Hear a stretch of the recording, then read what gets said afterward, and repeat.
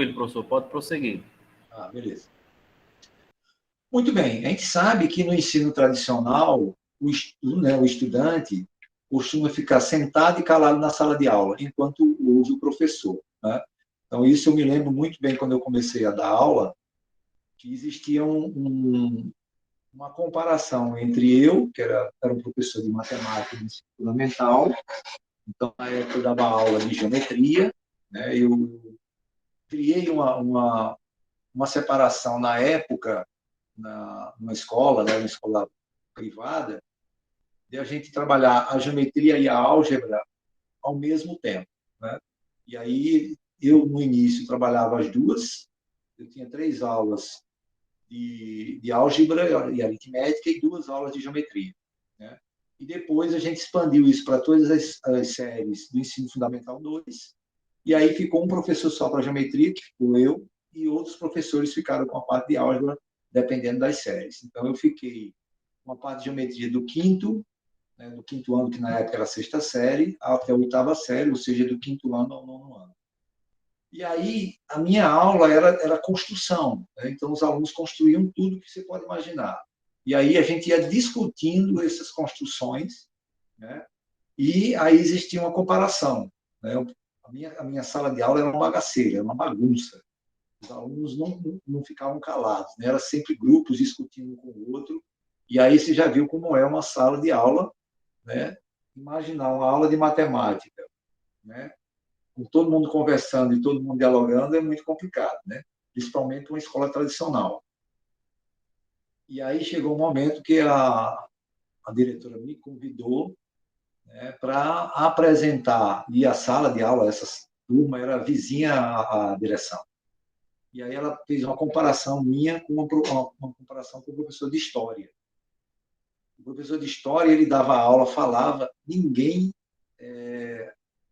absolutamente ninguém falava nada na sala, né? Inclusive, quando o professor batia no quadro, o giz, né, naquela época era giz, você ouvia o barulho do giz no quadro, né? E não ouvia nenhuma, era um silêncio total, né? E aí a diretora queria comparar a minha aula e eu disse, olha, infelizmente não tem como comparar. Meus alunos, eles jamais vão ficar uma coisa desse tipo, jamais vão ficar calados, né, sem participar, né? Se ela achar que eu não sirvo para dar aula nas turmas que me contratou, então, infelizmente, me demita e tal. Bom, mas, felizmente, ela não me demitiu nesse momento. Né? Passou um período depois, ela me demitiu, mas passou 2 anos ainda. Mas é interessante a gente ver o quanto existem essas comparações ainda hoje. Né? A gente acha que numa sala de aula, todo mundo calado, aprende mais do que na sala de aula, quando os alunos estão participando, estão dialogando, estão discutindo entre eles. Na E é verdade, isso que a gente traz a metodologia. O som dele não está bem, Marta. Isso. Está me escutando direitinho? Professor? De fato, essa comparação ainda hoje existe, um pouquinho menos. Mas o senhor falando, eu lembro de uma situação em que eu ainda fazia normal médio e a minha professora contou essa situação, onde em uma turma todos os alunos estavam, de certa forma, bagunçando, entre aspas, e de repente a diretora abriu a porta e simplesmente gritou com eles, no entanto a professora estava ali fazendo uma atividade. Então, existe ainda essa comparação, por mais que não seja uma coisa tão evidente, mas o que se propõe é que a turma seja realmente silenciosa, que não tenha tantas conversas, e aquela turma que ela não é tão silenciosa, não tem, já é mal vista pela escola, na verdade. Já tem algumas pessoas ali olhando. Claro, não em todas as escolas, tem escolas que já têm esse intuito, né, de levar essas metodologias ativas, inclusive hoje em dia, mas realmente eu ainda vejo muito esses questionamentos, inclusive de alguns professores que acham de fato que para uma sala de aula ter esse ensino, ela necessita estar em silêncio, todo mundo enfileirado e cada um no seu quadrado, digamos assim. é realmente complicado. Então, quando você falou, eu lembrei dessa situação. Eu particularmente, eu fico muito angustiado quando eu estou numa sala de aula e os alunos ficam calados, né? Claro que, como nesse momento de pandemia, as aulas são online, isso é uma característica muito maior. Porque, por exemplo, eu tenho uma turma de cálculo que tem 49 alunos, mas só 2 ou 3 é que falam, é que perguntam. Isso é muito angustiante, porque você quer. Eu trabalho com alguns objetos, né, de aprendizagem. Eu uso algumas ferramentas para que eles se envolvam, mas a gente é muito limitado porque eles não têm a ferramenta para trabalhar com isso. Então, por exemplo, eu jogo alguma coisa para que eles possam fazer, mas dependendo do dispositivo que ele tem, eles não conseguem fazer. Por quê? Porque eles não têm como dar o feedback. Né? E aí é muito difícil. Então, vamos dizer assim, o ensino online, ele traz, claro, de acordo com o que a gente está vivendo hoje, é melhor ele do que nada, vamos dizer assim, entre aspas. Mas você tem muita coisa. Agora, para isso, você tem que dar ferramentas, né, para os alunos. Né? Estou com chiado aí, acho que alguém está reclamando, não sei se é dele, ou alguém está com chiado aí. Eu acredito que ficou ruim o áudio, professor, está chiando um pouco. Acho que quando o senhor abriu a tela... Deixa eu botar aqui o meu microfone.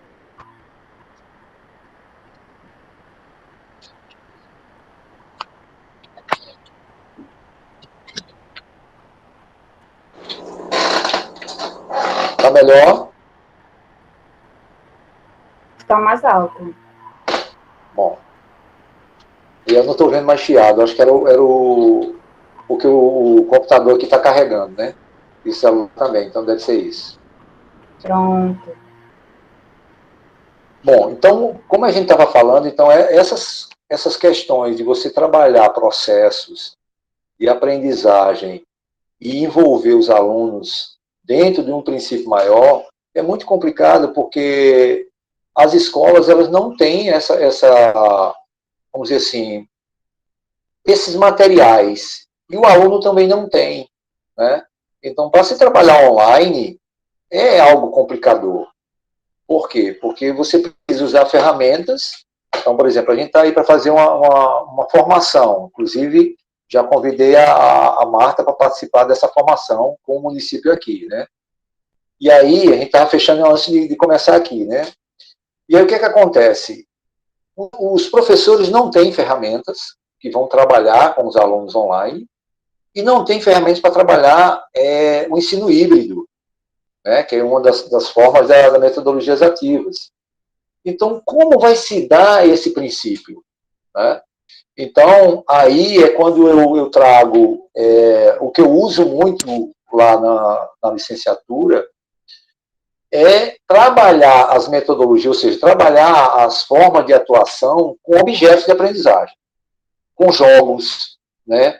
Com materiais lúdicos, com materiais manipuláveis, que você pode tirar eles do ambiente e levar. Então, eu levava muito meus alunos do ensino médio, né, para o Instituto Federal tem os cursos técnicos de nível médio, então eu sempre levava eles para o laboratório de ensino de matemática, para que eles... E aí eu chegava lá e botava lá os objetos lá e perguntava para eles o que era aquilo, para que eles pudessem desenvolver, né? Então essa é uma caracterização bem interessante para que a gente possa fazer. Então, metodologia ativa não é simplesmente você usar recursos tecnológicos. Tecnológico que eu digo, né, usar um computador, usar a internet. Né? Então, você pode usar vamos dizer assim, algo tecnológico, mas que seja manipulável. É uma tecnologia. Né? Então, a gente às vezes esquece que, por exemplo, um quadro, né, quando a gente está escrevendo, é uma tecnologia. Né? Não é só um computador, não é um data show. Né? Então, tem essas caracterizações também que as pessoas também não compreendem. Né? Então, essas práticas, pode dizer.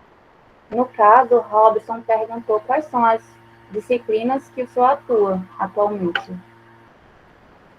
Olha, atualmente eu tô com a disciplina chamada Saberes e Práticas Docentes, né? Inclusive, algumas coisas que a gente está vendo aqui, eu estou trabalhando com eles, né? E aí é uma das perguntas que eu faço para vocês: como é que se dá a prática de vocês? E como é que se dá os saberes de vocês através dessas práticas, né? Então, eu pergunto muito porque tem alguns alunos lá na licenciatura que eles já atuam em sala de aula, né? Outros que estão envolvidos com PIBID, que também estão indo lá para algumas escolas, né, a assistir o professor. Claro que agora a gente está tudo online, né? Mas eles estão nessa interação, né? Inclusive agora eles estão fazendo uma prática como componente curricular. Eles estão acompanhando alguns professores do Instituto, porque a rede aqui municipal e estadual já estão com momentos presenciais, e os momentos, vamos dizer assim, híbridos, mas não online. Aí fica difícil para a gente trabalhar, então eles só estão trabalhando no Instituto porque a gente está todos os campi, tudo online. Então eles estão acompanhando, estão fazendo uma aplicação, uma atividade, né, que envolva a metodologia ativa. Então eles vão buscar ou um jogo, ou vão buscar um material manipulável online, ou seja, eles estão buscando alguma coisa para fazer isso com o conteúdo que o professor está trabalhando em sala de aula, né? Então, essas caracterizações. A outra disciplina que eu estou trabalhando é a introdução ao cálculo, que é o cálculo 1, tem que ser matemática, né, que é na engenharia. Estou trabalhando com estágio supervisionado, né, e estou trabalhando também com uma disciplina chamada Laboratório de Ensino de Ciências, né, que essa disciplina ela é uma disciplina integradora, e eu trabalho com 4 áreas. Eu trabalho a matemática, a física, a biologia e a química.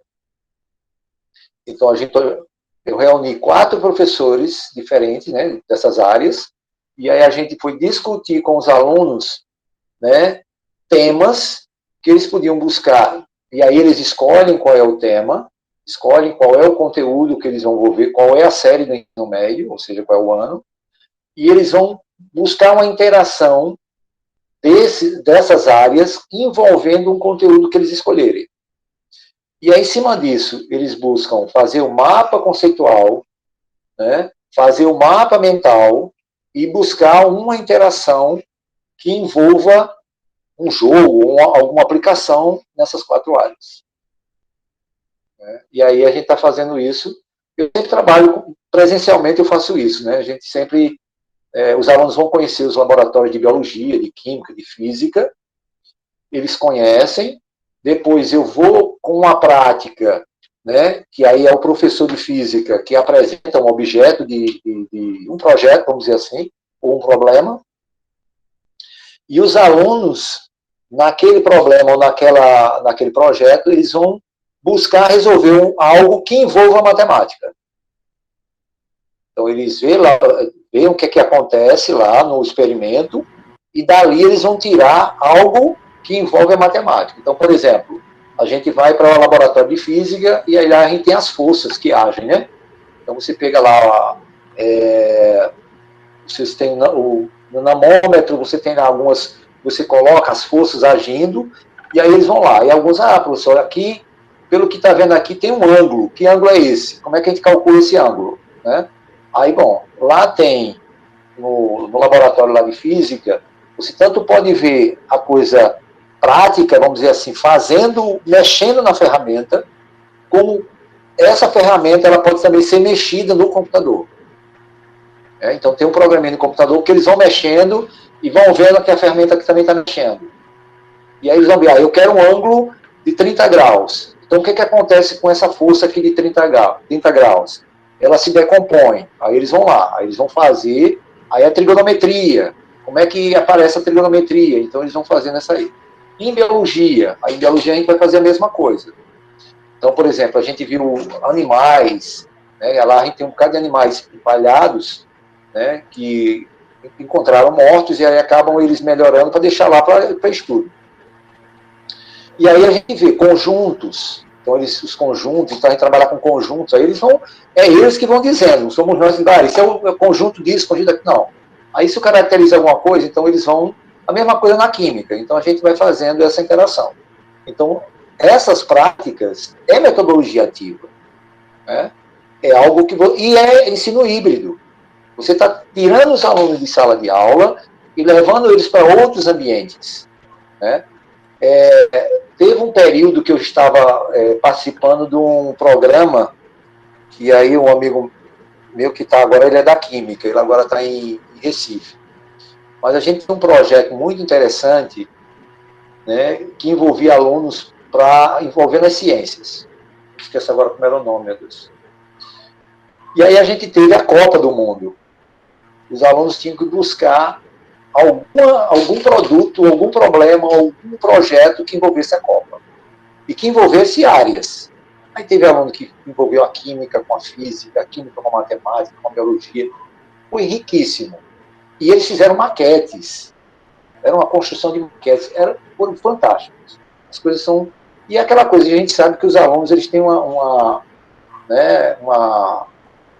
aptidão para fazer, para buscar coisas que é impressionante. Né? E aí aquela coisa, quando você cessa isso, né, aí a gente tem um problema.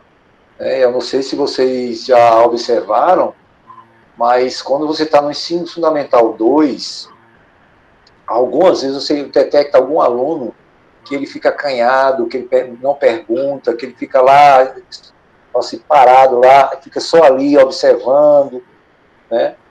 Por quê? Porque em algum momento atrás ele foi cessado a fazer alguma coisa ou a perguntar, né?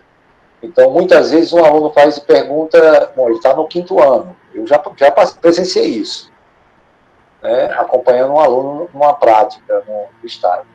O aluno perguntou, professor, mas quanto é que é 2 vezes 3? Aí os colegas, né? Aí hoje a palavra que a gente usa para isso é bullying, né? Então a gente, né? Mas é algo que eu paro na hora a aula. Nesse dia eu estava acompanhando o aluno, né, o estágio de um aluno, e aí começou o burbúrio, né? Eu levantei a mão, fui para frente, né, que eu fico sempre atrás assistindo, e aí eu comecei a discutir com eles conhecimentos. E aí eu comecei a perguntar um da frente, uns que são mais exibidos, determinadas coisas de português, por exemplo, ou de história, ou de geografia, e aí ele começava a dizer, professor, mas eu não lembro disso não. Aí eu comecei a trazer isso, né? A mostrar para eles que em determinadas situações a gente pode saber um conhecimento e não saber outros, ou não lembrar. Então isso não significa dizer que a gente vai tratar o colega como, entre aspas, usa uma palavra de burro, né? E eu chamo muito a atenção, toda vez que eu estou numa sala de aula, não importa qual é o ano ou qual é o curso, até no nível superior, um aluno chama outro de burro, eu paro a aula na hora. Na hora. Eu paro e aí vamos discutir o que significa essa palavra. Excelente. Professor, nós temos 3 perguntas. Se você quer... Pode perguntar. Agora. Pode perguntar. Primeiro, sobre o ensino de matemática, se tem um laboratório do ensino de matemática na UFAL e no IFAL, no Instituto e na Universidade. Muito bem. Na UFAL, né, eu estudei na UFAL, né, a gente queria criar laboratórios lá, apesar que agora tem uns professores mais novos que são da área de educação matemática, de ensino matemático, eles estão montando. Mas ainda está devagar. No IFAL, a gente já criou vários laboratórios nos campos. Mas existe ainda um problema. É aquela história, a gente precisa que os professores vamos dizer assim, se caracterizem de usá-los. Né? Então, por exemplo, no Campo Maceió, onde eu atuo, poucos professores usam um laboratório. Então, eu conto nos dedos quem é que leva os alunos para o laboratório. Então, por exemplo, lá nós temos 20 professores. Dos 20, 5 usam laboratório. Como 5 usam, por exemplo, o GeoGebra. A gente está difundindo mais o GeoGebra, a gente está levando mais o GeoGebra para trabalhar. Então, os alunos estão começando, inclusive, por exemplo, eu desde que eu conheci o GeoGebra há mais de 10 anos, eu sempre faço alguma coisa com GeoGebra na sala de aula. Por exemplo, eu vou trabalhar com função polinomial de grau 1. Eu jogo lá o GeoGebra e começo a fazer alguma coisa lá. E aí eles começam, professor, mas o que é isso aí? Aí a gente vai discutir. Então está lá o plano cartesiano. Eles não sabem o que é o plano cartesiano, então a gente vai discutir o que é. Aí primeiro você usa o que? Reta. Aí vai lá o que é uma reta. Aí você vai fazendo toda essa composição. E aí você vai caminhando nesse sentido. Então, o laboratório lá nosso, a gente criou o curso, nós criamos 2 laboratórios na época, nós só temos um, tomaram um de nós, mas foi no bom sentido, que é um laboratório que é o LIF, nós chamamos de LIF tecnológico, né? Que esse laboratório é o nosso laboratório de tecnologia da licenciatura em matemática. Quando veio esse projeto, eu fiz esse projeto para trazer o dinheiro. Então, juntei alguns professores, e aí eu montei o projeto, praticamente todo, na realidade, e a gente foi correr atrás do que ele precisava. Nesse projeto, aí, a gente trouxe as áreas da licenciatura que a gente tinha lá. A gente tinha física, química, biologia e letras. Desculpa, física não, matemática, química, biologia e letras. E aí esse laboratório foi para trazer para esses cursos. Então a gente transformou esse laboratório, que era só da licenciatura em matemática, para todas as licenciaturas. Né? E hoje ele é subutilizado. Ele era mais utilizado quando era da licenciatura de matemática do que hoje quando ele é das 4 licenciaturas, por incrível que pareça. Né? Aí só tem eu e uma professora, que é a professora Siqueli, que ela, se eu não me engano, ela é pernambucana. E ela trabalha tecnologias. Né? E ela é da área de pedagogia. Então, ela leva para a matemática, quem trabalha sou eu, para biologia, para química, física e letras, ela trabalha as tecnologias. Né? Então, aí ela trabalha um pouco, mas essa fica um pouco esvaziada. E tem também o LIF acadêmico, que é onde tem jogos, a gente tem Lego, tem algumas coisas lá nesse laboratório também. Excelente, professor. E temos também a pergunta sobre como trabalhar as metodologias ativas de forma online e também de forma presencial. E também foi pedido aqui que o senhor desse alguns exemplos de metodologias ativas para trabalhar em sala de aula. Bom, vamos lá. Eu tenho uma disciplina que é do mestrado, que eu dei ano passado, foi acho que foi ano passado, que ela trabalha com jogos. Né? Então, a gente tem muitas atividades, muitos jogos online que usam metodologias ativas. Só que a gente precisa analisar esses jogos. Então, essa disciplina, ela não é só jogos online, ela trabalha também a avaliação desses jogos. Então, aí teria que ter a gente pode até montar aí, pensar em uma outra palestra, um outro momento, e apresentar para vocês e a gente discutir formas de trabalhar. Mas existem inúmeros jogos online, de plataformas, que ele já, dentro dela, já trabalha a metodologia ativa. Então, por exemplo, quando você pega o Tangram, existe o Tangram online, tá certo? Existe a Torre de Hanoi online. Você pode, dentro do princípio, de usar, por exemplo, a Torre de Hanoi, todos conhecem aqui a Torre de Hanoi? Sim, sim. Então, a Torre de Hanoi, você pode trabalhar ele como lúdico, porque eu faço isso quando eu vou trabalhar. A gente pode trabalhar funções, né? Princípio de funções, pode trabalhar o princípio de aritmética, de multiplicação, e você pode trabalhar função exponencial. Né? Todos esses conceitos você pode trabalhar com a Torre de Hanoi. Né? Que ao passar disco, e você também pode trabalhar a geometria, né? A comparação, e você vê aí a composição delas, então tem várias coisas que você pode trabalhar. E você tem ela online. Eu ia trazer para cá para mostrar para vocês como é que a gente ia fazer. Mas aí eu digo, não vou, porque o tempo, né? Às vezes, quando a gente vai fazer uma atividade dessa, acaba tomando muito tempo. Mas tem algumas interessantes. Por exemplo, quando você está trabalhando com o Tangram, você pode apresentar o Tangram e pedir para os alunos mexerem as peças. E daí você tirar algumas indagações para eles e perguntarem, vocês viram quantos triângulos existem nesse Tangram? Será que existe uma relação entre esses triângulos? E a relação de proporcionalidade entre um triângulo e um quadrado, por exemplo, ou entre a figura toda? Então, essas indagações são metodologias ativas. São exemplos que você pode trabalhar. O que eu não aconselho, e eu sempre digo aos alunos, quando eles apresentam, é o seguinte. Eu apresentei semelhança de triângulos. E agora eu vou usar o Tangram. E aí você vai perguntar para os alunos, veja aí quais são semelhantes. Você perdeu todo o objeto de fazer com que o aluno buscasse o senso crítico, buscasse o conhecimento e trouxesse indagações sobre aquilo. Então, a partir do momento que você apresenta o conceito, você perdeu um viés muito importante que eles jamais vão esquecer, é a habilidade deles manipularem e verificarem o que é aquilo. Excelente. Né? Porque, por exemplo, você pode usar razão e proporção, né, usando o Tangram, agora fazendo com que eles façam isso.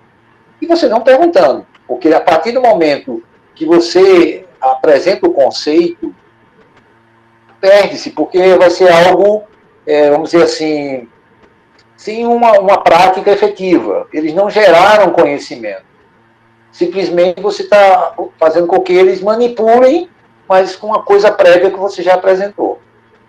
E isso não enriquece, empobrece. Eu digo para vocês porque eu tenho acompanhado há mais de 10 anos os meus alunos usando isso.